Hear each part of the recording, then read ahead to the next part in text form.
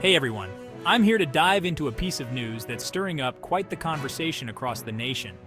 Today we're talking about President Joe Biden's latest move on immigration, an executive order that's set to reshape how asylum requests are handled at the US-Mexico border. So, what's going on exactly? Well, President Biden is putting his pen to paper on an executive order that would temporarily shut down asylum requests at the border. This isn't just any change, it's a big one. Here's the kicker. The shutdown happens once the number of daily encounters between migrants and border officials hits 2,500 at areas between ports of entry, and it doesn't stop there. The border won't reopen for asylum seekers until that number drops below 1,500. Now let's put those numbers into perspective.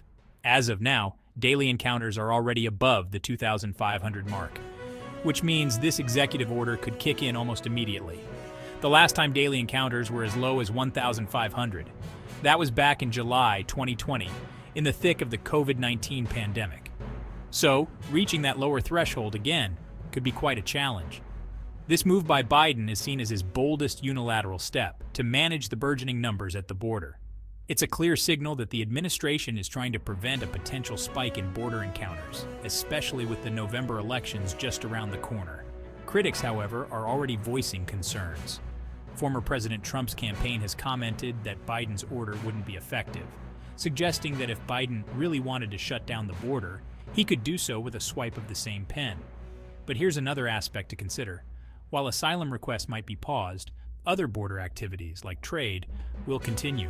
This isn't a complete shutdown of the border, but rather a targeted approach to a specific issue asylum requests. Why is this important, you might ask?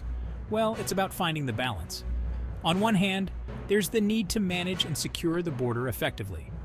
On the other, there's the fundamental right to seek asylum, a principle that's deeply embedded in international law and American values. How this executive order will play out in practice and its impacts on real lives at the border remains to be seen.